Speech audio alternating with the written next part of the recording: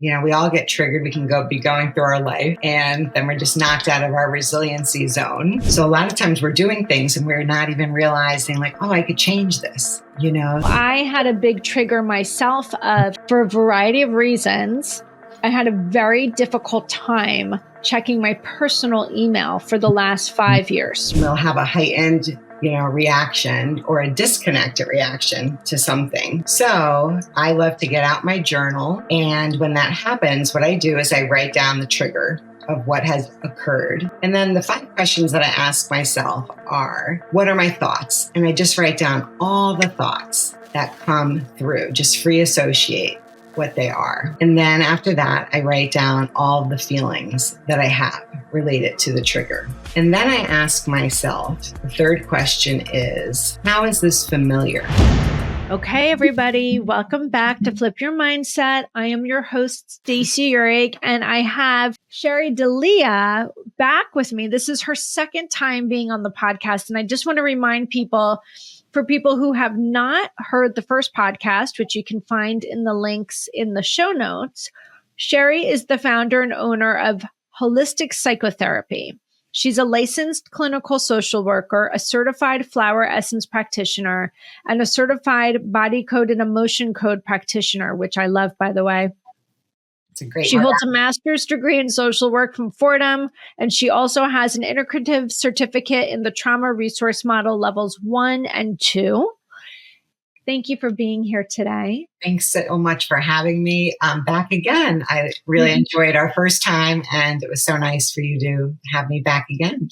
Yeah, I'm thrilled. So, you and I were talking about ways that we can psychoeducate our clients, right? And what does that mean? It really means that we're just trying to resource them, give them information about what's going on with their mind, body, and spirit. Exactly. And you have a number of grounding and healing tools that you use. And today we wanted to use today's episode to talk about 5 questions to use to work through a trigger. Yes. So what are those 5 questions? So, we all get triggered. We can be going through our life and then we're just knocked out of our resiliency zone. So, and we'll have a heightened reaction or a disconnected reaction to something. So I love to get out my journal. And when that happens, what I do is I write down the trigger of what has occurred. And then the 5 questions that I ask myself are, what are my thoughts? And I just write down all the thoughts that come through, just free associate what they are. And then after that, I write down all the feelings that I have related to the trigger. Again, I just free associate. And then I ask myself, the 3rd question is, how is this familiar? When did I feel and think like this before? And I try and go back as far as I can in my memory, because these imprints come from our childhood typically. And then once I identify that, I'm like, oh, okay, reminds me of this. Then I'll ask myself, how did I adapt back then when I was a child? So maybe I avoided something or I disconnected. So just looking at how I behaved automatically before I was even old enough to think about it. Because when we get scared, we just go into that automatic. We have our autonomic nervous system just has automatic reactions to things, and we're not even aware and too young to even decide. So a lot of times we're doing things and we're not even realizing like, oh, I could change this, So I'm like, now I realize when someone says something, for example, that I feel uncomfortable with, let's say, I just freeze, and just bring a conscious, non-judgmental awareness to how I'm reacting in my environment, just noticing what's my behavior, what are my thoughts here, what are my feelings. Again, not judging it, just being a very conscious observer of it. And then after I notice that, then I'll ask myself, okay, what can I do different here? Instead of this, kind of taking a step back and say, what can I do instead of responding this old knee-jerk habit that I developed eons ago? Yeah. And sometimes just taking that step back and even having that awareness, you can just behaviorally do something different. Other times, the trigger can be so intense that you're like, okay, next time I'm going to say something, but the next time you try to say something, you're frozen still and you can't say something. So that's when I might need to think about a deeper healing type tool to help to break that pattern, because the mind alone, unless you're processing the emotions and the energy in the body, a lot of times our behaviors won't change. They often will through awareness, but not always. You are speaking my language today. So first of all, thank you for so eloquently sharing what those 5 questions are. And it's so funny because I was so curious to what you were going to say, because I use a very similar model with my clients. And it's funny because I never use the word trigger. I just use the word event or circumstance, right? And I've always kind of said to my client, let's try to be as neutral with that circumstance or that event or trigger as possible, right? So not using any adverbs, not using any adjectives. So the phone rang. Yeah. Right? Versus the phone rang and it was my angry mother. Right. The phone rang. I had a big trigger myself of, and I just was thinking about this before we started this podcast because I was checking email. For a variety of reasons, I had a very difficult time checking my personal email for the last 5 years. A lot of things came through email that were very unsettling in the last 5 years for me. And so I could feel, to your point, this autonomic shift. Yes. This autonomic nervous system, this primal, reactive, automatic hit all the way, not just to my stomach, all the way to the sacral root, all the way down. The moment I would even think about opening up my personal email, do you know how hard that is? And I've worked through this and shifted a lot of things. So I can easily and effortlessly open my email at any time now. Yeah. But it took years without getting into details for me to get comfortable to do that. What's interesting is that when I work through the model, even though my model's laid out somewhat similarly, I say event, thoughts, feelings, and then I have an action and an outcome. Right. And then we run through it and then we start to talk about, well, what core beliefs generated those thoughts. But I always say to my client, all right, you had this circumstance. Tell me how you felt, because that's the thing that stops them in their track. Right. Even though the thoughts come first, and we'll talk about why, I always ask them, you feel your feelings first. That's what stops you.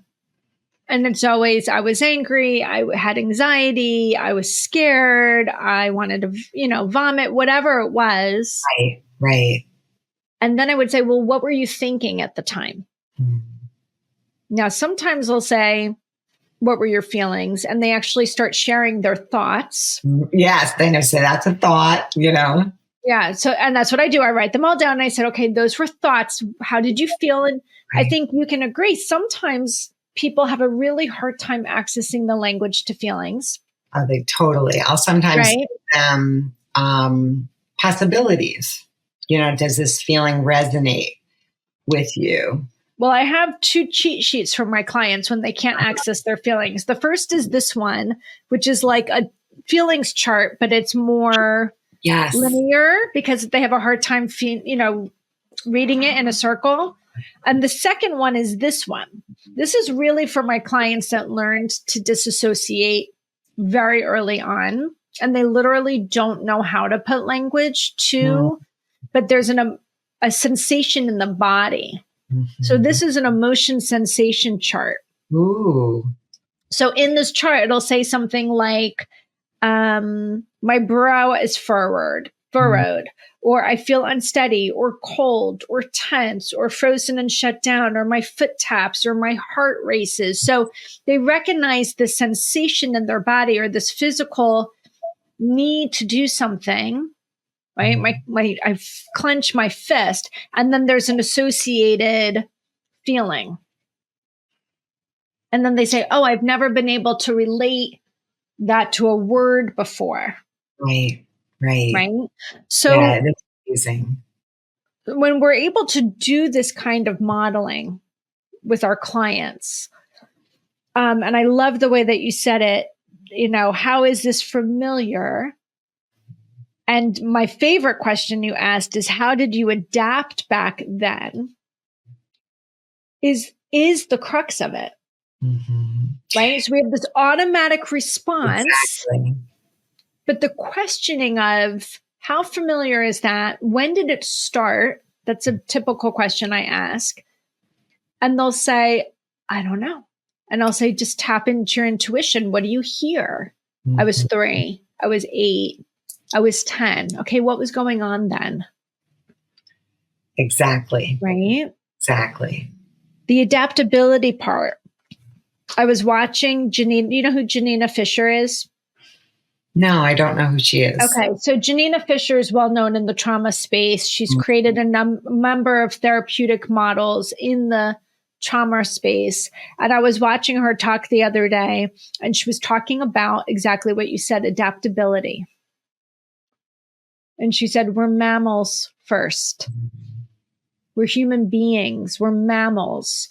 Our job is to adapt to our environment. And to your point, there are a lot of ways we adapt to survive. Exactly. People please, perfectionism, no boundary setting, meeting other people's needs, all on that fawning phase. You mentioned freezing, shutting down, blocking out, disassociating. Right. Exactly. Some people just get up and literally walk away or move away or just disperse and disappear. And I think there's often even a lack of awareness of what's happening. And as the healing I think it's process, completely all unconscious. Totally. And as we heal, we can see it a little bit more and a little bit more and a little bit more. Something happened today. I was in the car with my mom. I was at a funeral earlier. My aunt died. And I was in the car with my mom, and I was very close to my aunt, and she really epitomized just accepting me for who I am. That's what we had between each other. She loved me. I loved her, and we didn't expect anything from each other. It was just pure love. And that was it. So at her funeral, I was crying. And then when we got in the car, my mom asked me, she goes, "Are you okay?" And I said, "I am." She goes, "What was going on?" I said, "Well," and I explained to her that what my aunt symbolized to me, that pure acceptance, and that I was and what a gift that was for her to give me that, and that I'm working on it in my other relationships. And my mom said absolutely nothing. And I realized I was starting to shut down. I was starting to get angry. And that's what I would have done, gotten angry, shut down. That was my adaptation. So about 3 minutes later, I said, "Mom, you realize you asked me something really significant, and then I shared it with you and you didn't say anything." And that really, hurt my feelings. I didn't say it, that hurt my feelings. I just said, and I realized you didn't say anything. And at first she said, "Oh, it's because I didn't hear you." And I said, "Well, if you didn't hear me, then you should have let me know." A minute later, she came back and she said, "Sherry, the reason I didn't say anything is because I didn't know what to say when you said that." Thank you, Jesus. And I said, well, why didn't you just say that to me? And she goes, you know what? You're right. I could have just said that to you. And I'm sorry I didn't. And have done so much work on your healing. And I want you to know that how proud I am of you and that I love you. And I said, thank you, Mom. I love you too. And had I not caught that and said something, like we both have done a lot of work on our relationship through the years, but that was an example of it tapped into what was familiar is my mom just didn't listen. You know, moms get busy, they're not emotionally attuned, whatever, the different reasons throughout my childhood. It was like, I grew up in that, kids are seen and not heard. You tend to their physical needs, not their emotional needs. So I just went inward and got angry. And so it was just a beautiful moment. First of all, I'm really sorry about your aunt. Oh, thank you. Thank you. Second, and you're joining us today, so you totally could have said I'm out, but I appreciate you for that. And second, I think it's actually a really perfect illustration because I think that illustration will really hit with a lot of people. And one of the things that I'm thinking as you're sharing it is, perhaps your mom's adaptation is to freeze. It's not that she was not listening because she was busy. Right. Maybe she was listening, but maybe her adaptation was that her voice wasn't always being heard. And so she stopped using it. Yeah. And so when she comes up against something that she might, and this is the key word, perceive as confrontation, or maybe you sharing that your aunt gave you unconditional love was a trigger for your mom because she might have seen that through the lens of maybe she's telling me I'm not enough or I didn't do that for her. And thank you for shedding more light on that. Yes, totally.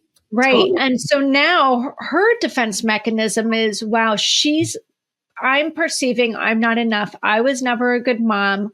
Now adapt, fight, flight, freeze, or fawn. We're going to freeze. We're going to shut down. She's saying, I didn't hear you.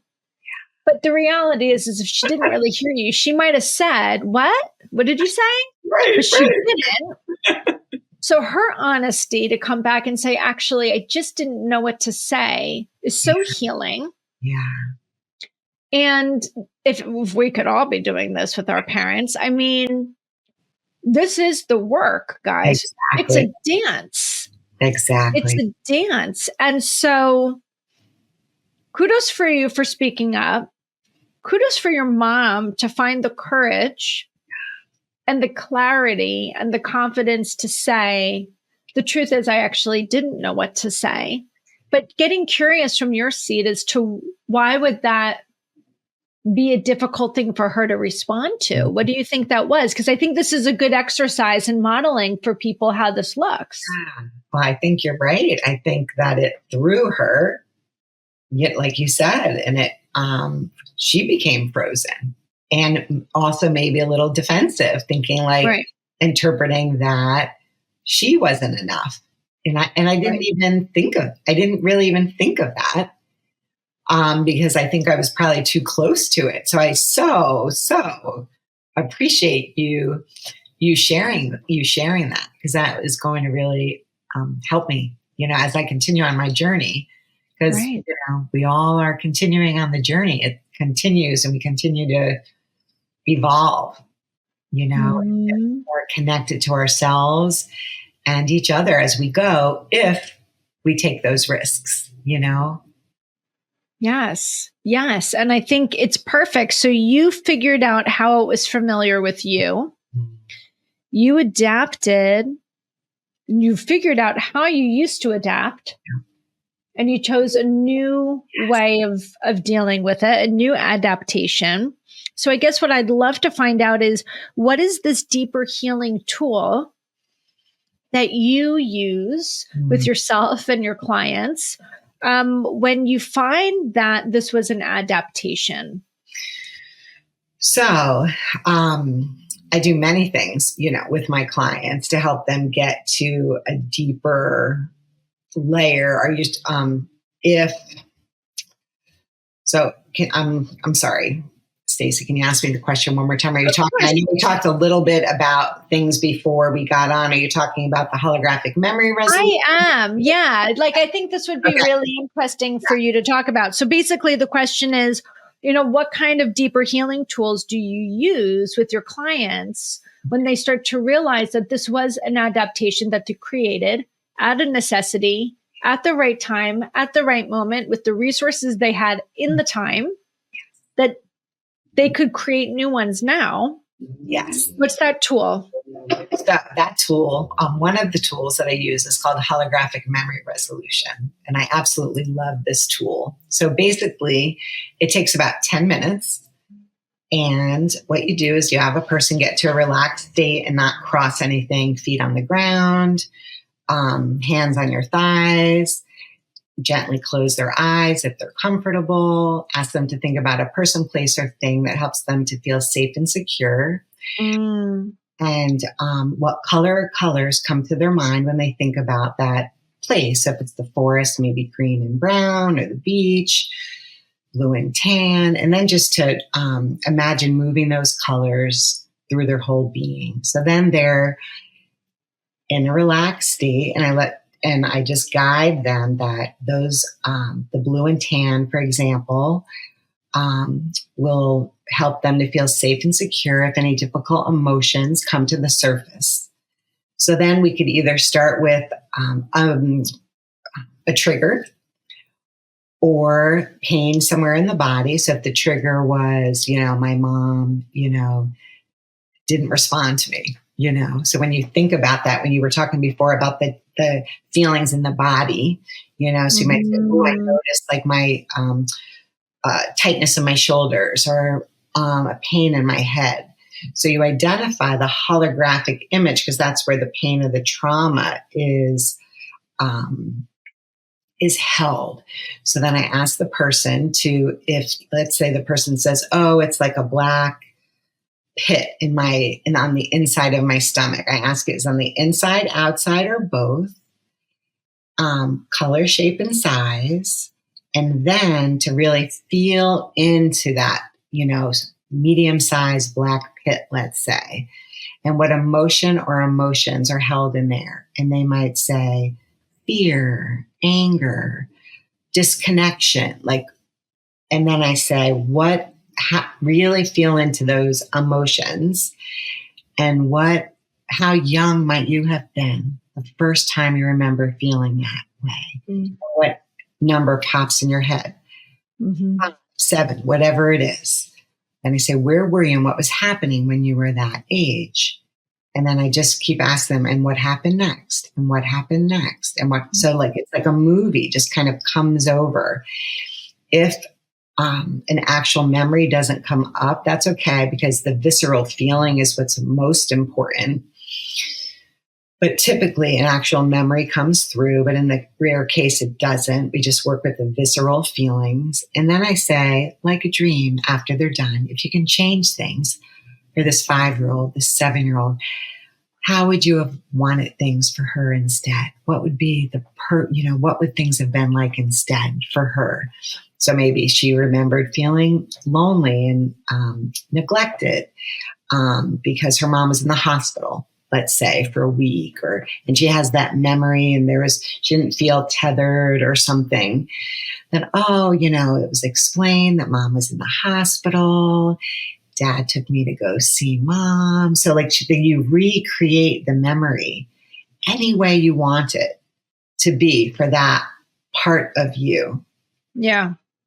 And then once you recreate the memory, then I ask, is there anything you need to say, do, or give to this part of you to make this picture perfect? Anything. It could be a hug. It could be words of wisdom, like you're safe. God's always with you.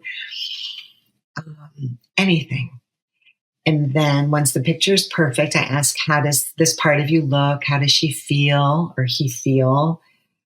And then they identify the new feeling: safe, calm, peaceful, happy, content, excited, seen, whatever it is. And then I say, in your mind's eye, just take a picture and put a frame around it. What colors or material is the frame? And then they'll share it's brown wood, blue satin, whatever it is. And then I say, just imagine from the top of her head or his head to the soles of his feet, basking in this brown wood through every fiber of his being, every cell of their body for the child within. And then I do the same for the adult. And then I say, now you, every fiber of your being, every cell of your body, especially where the pain or pressure was felt the most, move the color and material through. And then I ask if they'd like to close out, if they want to close out. If they don't want to close out, we could do a second, a third, a fourth memory, or depending on what they're noticing in their body. And then we close out. I say, what color or colors do you want to send to the parts of self that we didn't have a chance to work with today to help ground you in the present and help you not react to the past as you go about your days and weeks. And then they pick a color and we just move it through. And then we process, like, what was that like for you? And they just share how that experience was and note the shifts. It's really a beautiful process.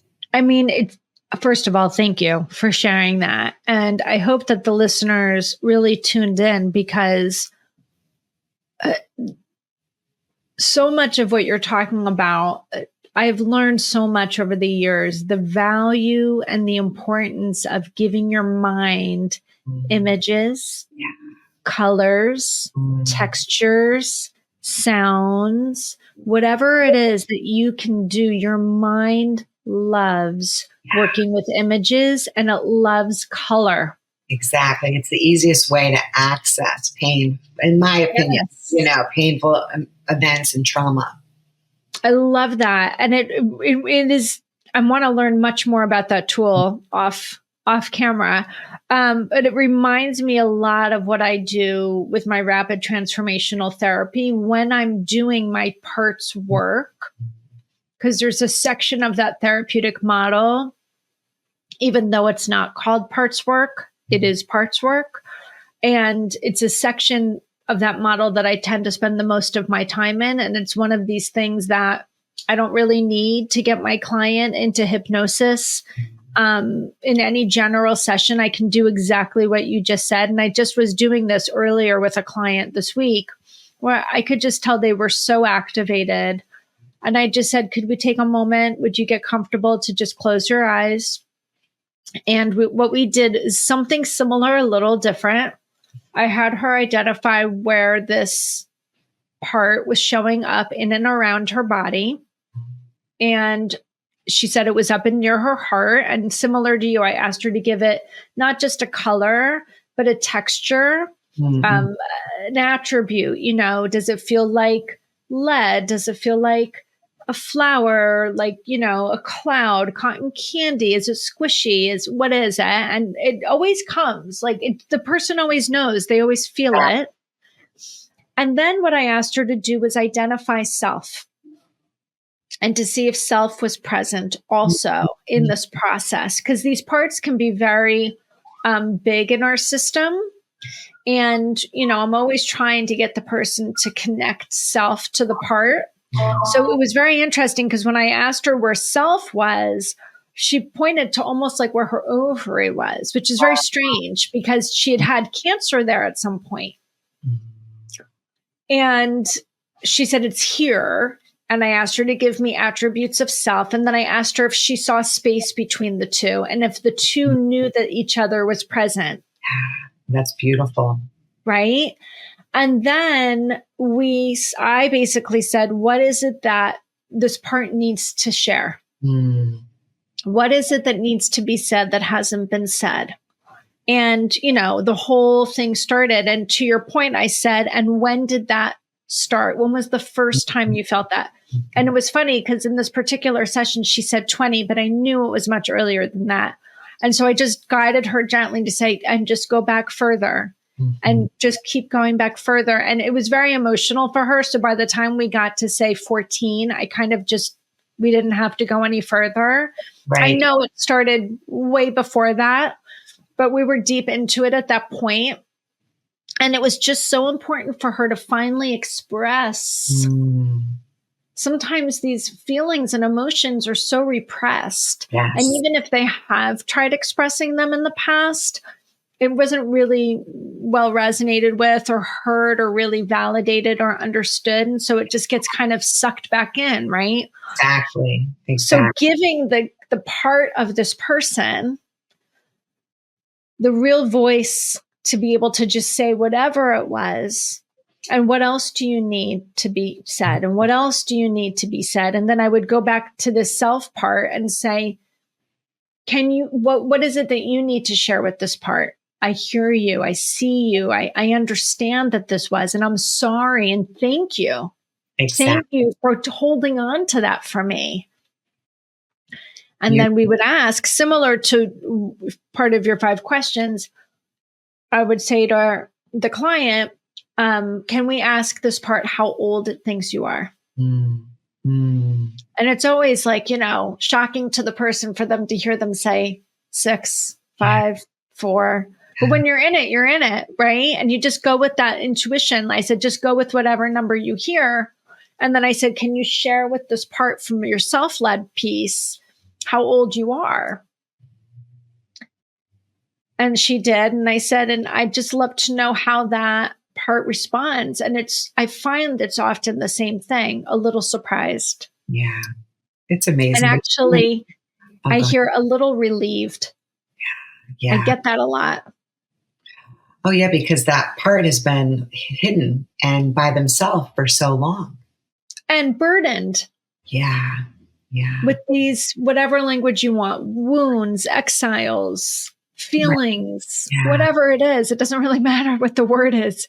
It's all the same. Exactly. And there's just so many ways, to like different nuances and ways to access these parts of self. And sometimes I'll tell my clients, sometimes I have other, do a really awesome inner child writing exercise. And sometimes the part won't even talk to the adult self. Yeah. Because they've been alone and neglected so long. So I'll guide people to apologize to that part, say, I'm sorry for leaving you alone for so long. And then that part eventually starts to come out. It all unfolds in the perfect time space sequence, I think, like when they're ready, like you said, the 20-year-old part came out and then you got to the 14 and you knew it was sooner, but they're only going to go there when they're ready. And it's intense. It's an intense journey, and you don't want to throw the person like down a hole that they can't come back out of. But for listeners that have listened to this podcast religiously or for a long time, like this is obviously not the first time I've ever talked about parts, but for people that are new listening, when you hear Sherry and I talk about parts, it's really this concept, and there's so many different languages around parts work. Some people use internal family systems, which is a very kind of systemic model that you can get trained in. But whatever it is, we're all multimodal is the idea.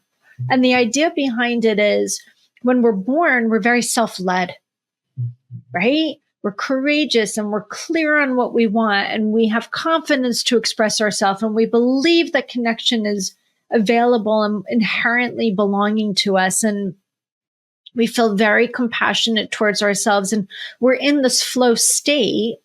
And then at some point,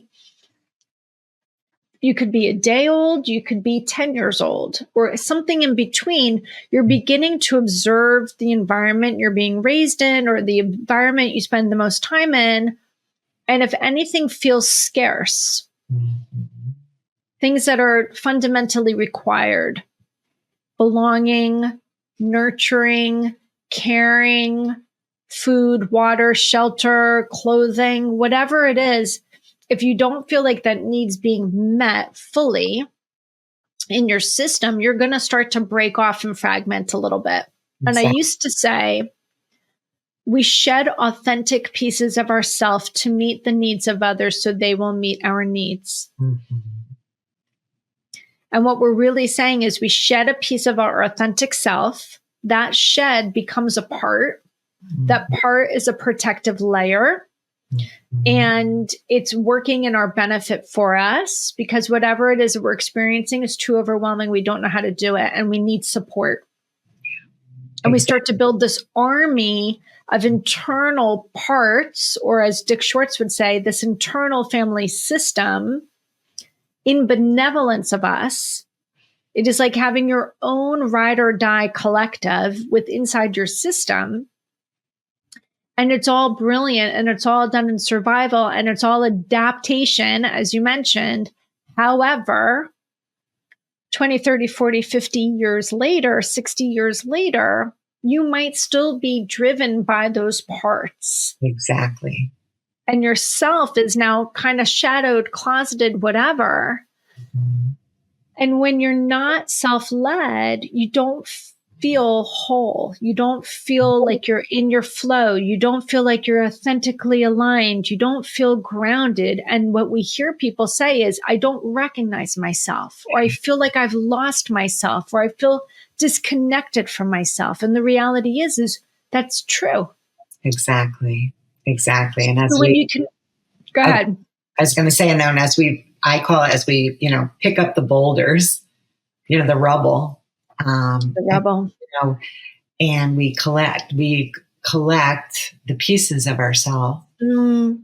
And as we go, we get more and more connected to our authentic self. Yeah. And what's more beautiful than that? And that's what has always given me the courage to just keep going, no matter how hard it is, no matter how hard it was for me to say, Mom, in that moment, because I was feeling really vulnerable, after my aunt died. And I was proud of myself that I was able to do it. And like, I say to myself, Sherry, you're going to get a piece of yourself back if you're able to do this, or you're just going to, kind of stuff it back in, like you were saying before, That's voice and choice. Yeah. I have a voice. I have an opinion. I have something to say. And then we hit that mark of, do I say it or don't I say it? And we make the choice to either say it or not say it. Voice and choice are probably the biggest things that are lost in our childhood experiences. Exactly. Right? And so when we can engage from a place of voice and choice, it is such a great indicator that you were on your healing journey. It doesn't mean it was easy. Right. It doesn't mean that it felt good, but you did it. Right. Exactly. And you showed up. Exactly. And your whole entire internal system can rejoice at some point. If you can become harmonized with your system and everybody's working towards the same goal. Right. And you can communicate with that piece of yourself and say, I really want to come forward. Let me come out of the shadows. And it's a process. It's a process. It's a huge process. And sometimes it's like, you're not aware, then you're aware, but then you're too afraid to say something. And then you get to the point where I'm aware and I'm going to say something, but maybe I don't say it so well, so it's, and we just continue with each step to get a little bit better at it, because the more connected you are to yourself, the more loving you are, the more compassionate, the more centered. And then people aren't getting triggered from your energy, because you're in a centered, clear place too, So it's all interconnected. Oh my gosh. Well, this has been amazing. So again, guys, this was the 5 questions to ask yourself when you're being triggered. When you have a trigger, you're going to have your thoughts. What are my thoughts? What are my feelings? How is this familiar? How did I adapt back then? I love it. Yeah. So brilliant. Thank you. Brilliant. So guys, in order to get in touch with Sherry Delia, we're going to have all of the information in the show notes. Again, she's a holistic psychotherapist. one of my favorite people to jam out about not just trauma, but the healing tools, right? We don't want to stay stuck in the trauma. We want to be able to move through it so we can have this more fulfilled life. And I love the fact that this turned into a talk about parts work because I'm obsessed with it. Yeah, it's all good. It is important because we have many parts of self. Many parts of self. Many. And if you guys want to know more about a program that Sherry's created, she has an offering. She calls it her baby. It's the My Discover Your Roadmap to Healing self-paced online course. She shares her philosophy about healing. It encompasses the grounding and healing techniques from her 30 years of experience, many of which we're talking about here. She also provides many additional resources, including books, apps, YouTube videos, etc., to support one's process. The course includes monthly ongoing Q&As to answer questions and share in the community. And once you enroll, you have a lifetime access to the material. So I highly recommend this, guys. If you're not ready for therapy or if you want to do it in addition to therapy, this is an amazing course. All of the information about this course is in the show notes. And is there a website that people can go to learn more about that self-paced online course? Certainly. It's holistic psychotherapy CT.com. CT as in Connecticut. And I just wanted to share one other thing that I just am a co-author in a book. And those 5 questions are in this book. I'm one of 25 authors that participate in this holistic mental health book. The co-author is Laura Mazzata.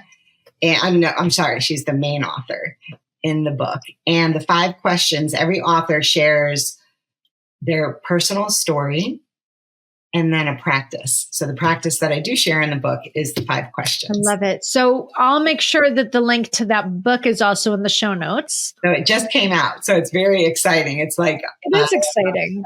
I'm excited and proud. And then, sometimes want to hide under a rock because there's such vulnerability in the stories, That's where the parts are showing up. Yes, exactly. And it just allows you to expand, feel things.